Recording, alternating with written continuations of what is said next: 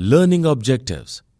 After completing these modules, learners will be able to understand the meaning of international business, identify the operating differences in international and domestic business, know the scope of international business, find out the benefits of international business, learn the modes of doing international business, study the promotional schemes of the government. Meaning of international business and reasons for international business. Introduction. Developments in communication, technology, infrastructures, etc. have brought the world countries closer by cutting down the geographical distances. The changes helped the countries to trade goods and services much easily.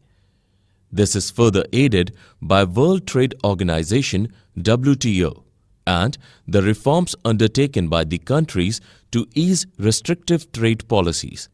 In a way, the world has become one global village. Businesses are now foraying into international markets, citing immense opportunities.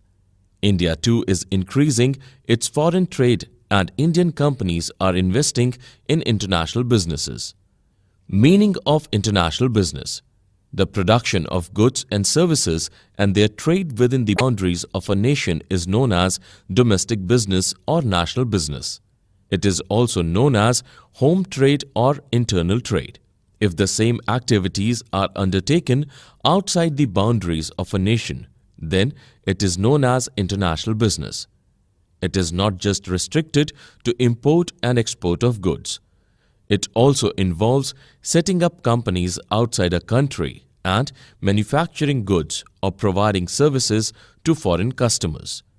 Thus, international business comprises of both trade and production of goods and services in foreign countries. Reasons for international business. Countries engage in international business due to difference in factors of production among them. Factors of productions like capital, labor, technology, availability of natural resources, etc. varies among them. Some countries specialize in producing particular goods and services at cheaper rates and export to countries in need and gain profit. Companies too work in the same way. They engage in international business to import goods at cheaper prices and export goods to fetch good returns. International business versus domestic business. Doing business in an international market is complex than in domestic market. Politics, socio-economic dynamics, cultural aspects, etc. of the foreign country determine the business there. So, adapting the strategizing as per the host environment is the key. Some differences in doing domestic and international business are as below. Nationality of buyers and sellers.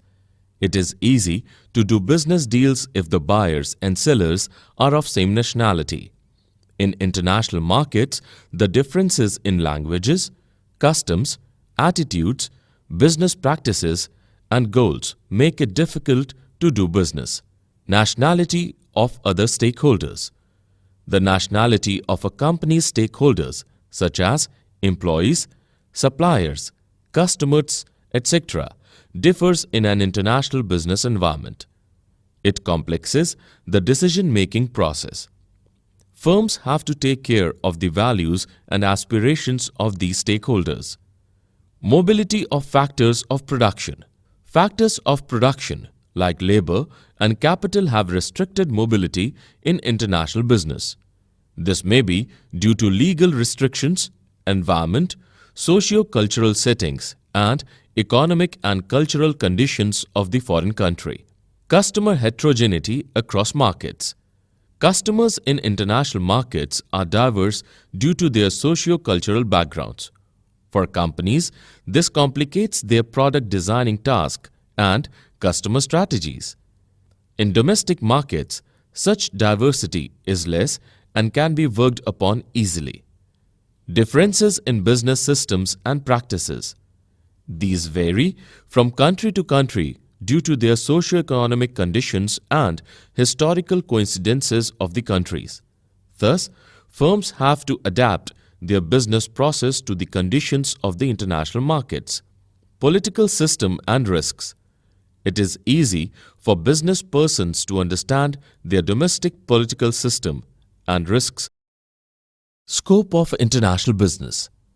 The scope of international business is much larger. It has many components in it. The following are some of the major components. Merchandise exports and imports. This is the exporting and importing of physical goods that are visible and can be touched. It is also known as trade in goods, and it excludes trade in services. Service exports and imports.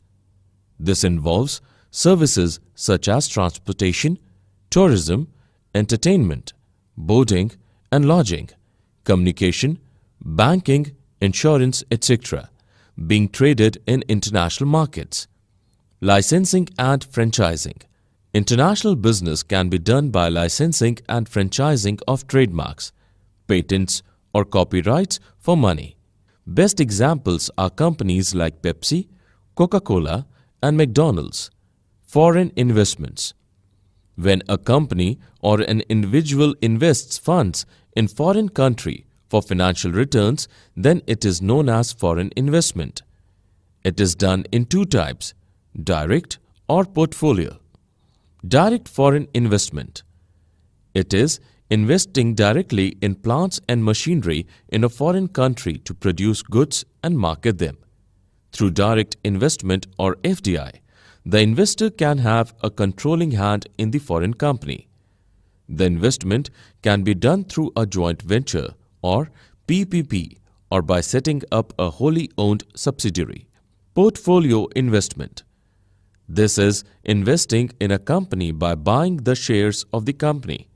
It can also be through giving loans. The investing party earns dividends or interest on loans.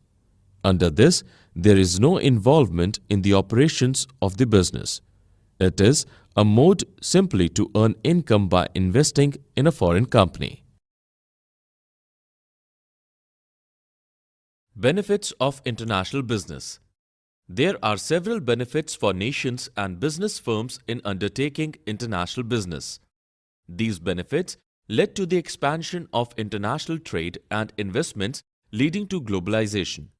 The benefits of international trade are: benefits to countries, earning of foreign exchange. A country can earn foreign exchange through international business. It can use this to procure goods and services that it cannot produce domestically. More efficient use of resources. The principle of international trade is to produce more of what a country is capable of and export the surplus. With this, all nations benefit from the equitable distribution of resources, improving growth prospects and employment potentials. Developing countries cannot absorb the extra production, nor can they produce goods only for domestic consumption. Instead, they can export and improve their growth prospects and generate employment. Such a strategy was followed successfully by countries like Singapore, South Korea, and China. Increased standard of living. Through international trade, people start to use better goods and services produced in other countries, thus improving the standard of living. Benefits to firms. Prospects for high profits. Companies can earn more profits by selling their goods or services in international markets. Increased capacity utilization.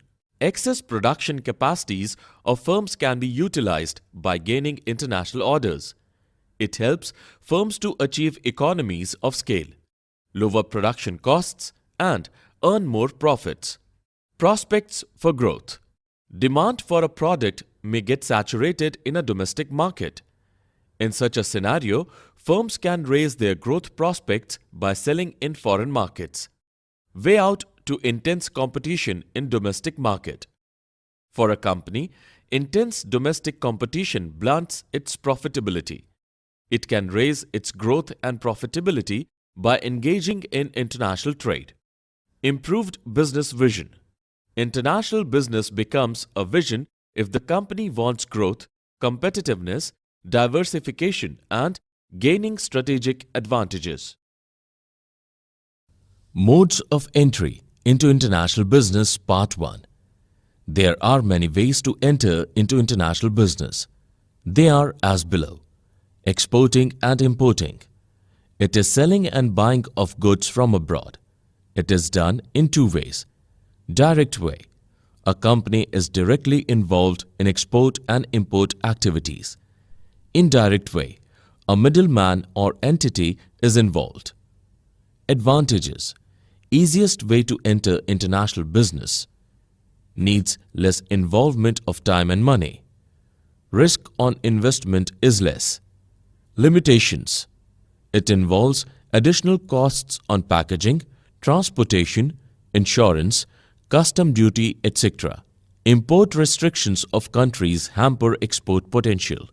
Knowing customers of foreign market is difficult. Many firms begin their international business through exports or imports. Contract manufacturing. Here, firms enter into a contract with foreign companies to manufacture goods. It is also known as outsourcing. There are three major forms: producing components, assembling components, complete manufacturing. Foreign companies provide technological and management guidance. Final products are sold under the brand name of the foreign firm. Advantages. Large-scale production without investment, as facilities are already existing in foreign countries. Limited investment risk. Lower production costs if the facility is based in low-cost country. Increased production capacities of local firms in foreign countries. Chance for local firm to involve in international business. Limitation. Lapses in adhering to design and quality standards by local firms cause problem to international firm. The firm in foreign country loses control over manufacturing process. Local firm cannot sell the contracted output. It is to be sold to international company at predetermined prices. Local firms may incur loss if the prices are higher in the open market than the predetermined prices. Modes of entry into international business Part 2. Licensing and franchising. Licensing. Through a contractual arrangement, access is granted to trademarks, copyrights, names, patents and technology to a foreign firm for a royalty. This is related to goods. Franchising. This is related to the service business. The franchisors set strict rules for the franchisee operators. Here access is granted to the technology, trademark, etc. for a certain period of time and for a payment. Advantages. The investment is done wholly by the firm or person of a foreign country. Hence, investment risk is zero. No loss is incurred upon licensor or franchisor. Lower risk of government takeovers as the licensee or franchisee is local person and they have great market knowledge. Limitations. Risk of re-engineering of licensed or franchised products. Leakage of trade secrets. Conflicts may arise between licensor and licensee on non-payment of royalty, quality maintenance, etc. Joint ventures. It involves partnering with a foreign firm or person to start an international business. It can be done in three ways. 1. Buying a part of the local company by a foreign investor. 2. Local firm buying a part in a foreign company. 3. Local and foreign firms jointly forming an enterprise. Advantages. Sharing of equity means less financial burden on the foreign firm. Large projects can be executed through joint ventures. The local partner helps the foreign firm in understanding local market dynamics. Avoids sharing of costs and risks involved in entering a foreign country. Limitation. A risk to trade secrets. Dual ownership may lead to conflicts and issue over control of the business. Wholly owned subsidiary. This mode allows for a complete control of the foreign subsidiary company by the parent company. This is done in two ways: setting up a new plant called greenfield venture and acquiring an existing foreign company. Advantages: complete control of operations and no risk to trade secrets. Limitations: high investment requirement, a complete burden on losses and regulations on 100% venture in some foreign countries.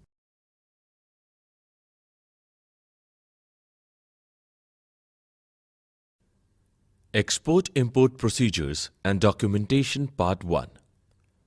The international business of exporting and importing of goods involves many procedures. Export procedure: receipt of inquiry and sending quotations. Foreign buyers ask exporters for quotations which contain price of the goods, terms and conditions in exporting, etc. Exporters send a pro forma invoice with required information as a reply. Receipt of order or intent. The placing of an order by the prospective buyer is called indent. It consists of information on price, delivery terms, quality of goods, etc. Assessing the importer's creditworthiness and securing a guarantee for the payments. Exporters assess the creditworthiness of importers, demand a letter of credit to avoid non-payment risks. Importers' bank issue this and agrees to pay certain amount. Obtaining export license. Anyone exporting goods from India needs an exporting license. It involves opening a bank account, getting Import-Export Code (IEC) number from Directorate General Foreign Trade (DGFT) or Regional Import-Export Licensing Authority, getting a registration from Export Promotion Council and registering with Export Credit and Guarantee Corporation (ECGC). Obtaining pre-shipment finance. This is taken by the exporter from their bank to start export production. Production or procurement of goods. Exporter starts to produce goods. Pre-shipment inspection. This is a mandatory inspection by the government to check quality of goods. An inspection certificate will be given to the exporter. Excise clearance. The exporter needs to apply to Regional Excise Commissioner with an invoice regarding export duty. The Commissioner gives excise clearance. Under duty drawback scheme of the government, exporters can be exempted from excise duty. Obtaining certificate of origin. To avail tariff concessions, importer must ask exporter to certificate of origin to ascertain the originating country of goods. Reservation of shipping space. The exporting company books space from a shipping company for exporting goods. It enters the details of goods, date of delivery, and port of delivery. The shipping company issues a shipping order after accepting. Packing and forwarding. The goods are duly packed and transported to port of shipment. Insurance of goods. Goods are insured to avoid risks of loss or damage. Customs clearance. Before shipping, the exporter must ensure that the goods have proper custom clearance. A shipping bill is prepared and is submitted to the customs clearing house. Then, a carting order is obtained from Superintendent of Port for allowing the cargo to dock. All this is handled by a clearing and forwarding agent, C&F. Obtaining mate's receipt. Captain of the ship issues mate's receipt to the superintendent after cargo is loaded onto the ship. The receipt is then submitted to C&F. Payment of freight and issuance of bill of lading. Shipping company calculates the freight based on mate's receipt and issues bill of lading as an evidence of goods having been accepted. Preparation of invoice. An invoice is generated stating the quantity of goods and amount to be paid by the importer. Securing payment. The payment is done at the end through the help of the bankers of exporters and importers. Export-Import Procedures and Documentation Part 2. Import Procedure. Trade Inquiry. Importer inquires for the exporters of the required goods through trade directories or trade associations, etc. A trade inquiry is thus generated. The exporter sends a pro forma invoice after receiving trade inquiry. Procurement of license. As per Export-Import Policy, an importer is to be taken from the Directorate General of Foreign Trade (DGFT) and an Import-Export Code (IEC) number is to be taken. Obtaining foreign exchange. Foreign exchange is to be obtained to pay the exporter. It is done by obtaining the sanction of foreign exchange from RBI authorized bank. Place order or indent. The importer places an indent or import order containing information on price, size, quality, grade, etc. of goods to the exporter. It also contains the delivery date, port of destination, etc. Obtaining letter of credit. It is obtained by the importer from a bank to forward the exporter. Arranging for finance. Importer thus arranges for finances to be paid to the exporter on the arrival of goods. Receipt of shipment advice. When goods are loaded for transport, the exporter sends a shipment advice to the importer. The information regarding the goods like invoice numbers, the name of the vessel, port of export is mentioned in it. The retirement of import documents. The shipping of goods, the exporter sends necessary documents to the importer via their bank. The documents include bill of exchange, commercial invoice, certificate of origin, etc. When the bill of exchange is accepted by the importer, it is known as retirement of import documents. Arrival of goods. At the importing port, the head of the shipping vessel provides Import General Manifest containing details of imported goods to the officer in charge of the dock. Customs clearance and release of goods. For the release of goods, they must pass through customs clearance. First, the importer must obtain the delivery order for taking the goods. Then, dock dues have to be paid and port trust dues receipt must be obtained. Later, a bill of entry is to be filled for custom duty assessment. Finally, after paying the import duty, the bill of entry is shown to the superintendent of the dock and goods are released. Foreign trade promotion incentives and organizational support.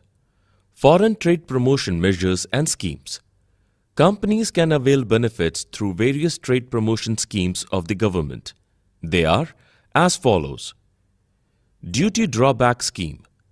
Any excise duty or customs duty paid on exporting goods is refunded under the scheme. Export manufacturing under bond scheme. Excise and other duties are exempted for firms that provide an undertaking that the goods produced by them are solely for export purposes. Exemption from payment of sales tax. Goods for export are exempted from sales tax. It is available for firms that are 100% export-oriented and those in Special Economic Zones (SEZs). Advanced License Scheme. The scheme allows the firm manufacturing goods for exports can get inputs for production either domestically or from international sources duty-free. Export Promotion Capital Goods Scheme (EPCG). Capital goods can be imported at lower custom rates or zero rates for producing goods for export. Scheme of recognizing export firms as export house, trading house and superstar trading house. Export firms that achieved an average export of performance in past years are granted status of export house, trading house, star trading house by government. They also have to fulfill some conditions like building marketing infrastructure, etc. Export of services. Service houses are recognized to increase export of services under the scheme.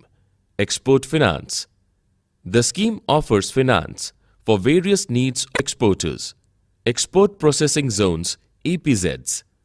These are exclusive areas to produce goods for export. They are often located near seaports and airports. The areas are duty-free. Organizational support. Department of Commerce. It is the apex body in the country to promote external trade. It formulates trade policies. Export promotion councils. These are to promote exports of particular products. Commodity boards. These are to promote export of traditional commodities of the country. Export Inspection Council (EIC). It takes care of the quality control of exports from India and also undertakes pre-shipment inspections. Indian Trade Promotion Organization (ITPO). It organizes trade fairs both within and outside the country. It helps the industry in promoting trade. Indian Institute of Foreign Trade.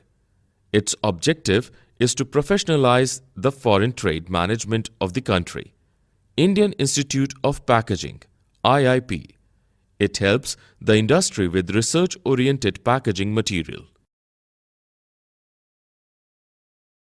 International trade institutions and trade agreements.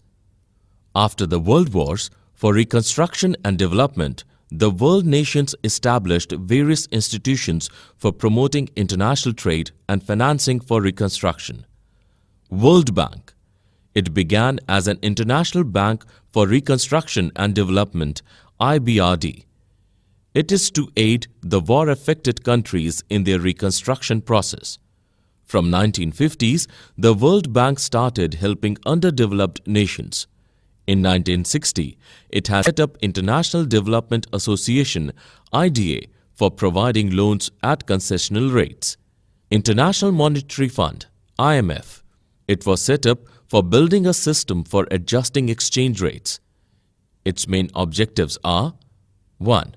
Promoting international monetary cooperation. 2. Balanced expansion of business trade. 3. Stability in exchange rate. 4. To help establish multilateral payment systems. World Trade Organization (WTO) and major agreements. WTO is a successor to the General Agreement for Tariffs and Trades (GATT). It is to facilitate trade among world nations with minimum tariffs. India is a founding member. Objectives: reduce tariff and eliminate trade barriers. Improving standards of living, generating employment, increasing incomes and demand. Sustainable development.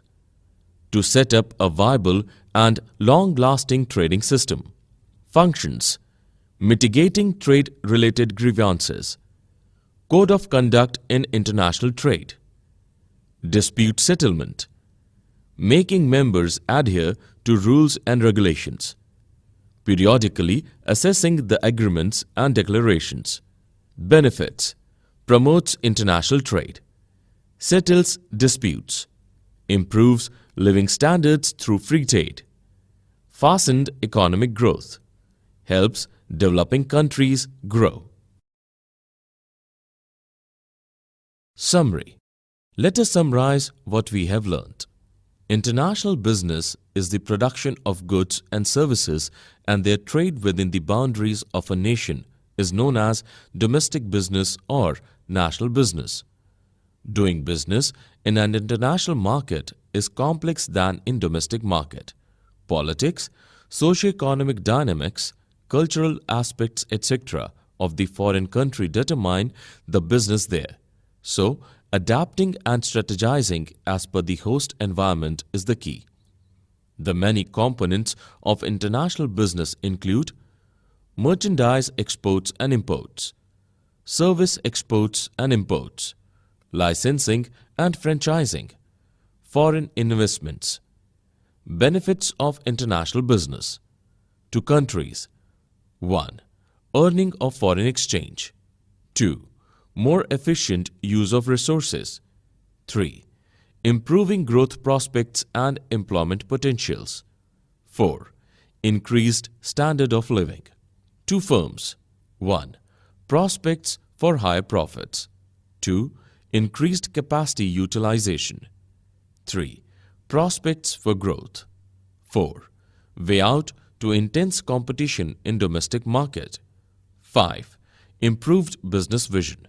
Various modes of entering international business include exporting and importing, contract manufacturing, licensing and franchising, joint ventures, wholly owned subsidiary. International business of export and import is complex with various formalities to be fulfilled. The government, through various schemes and organizations, promotes international trade.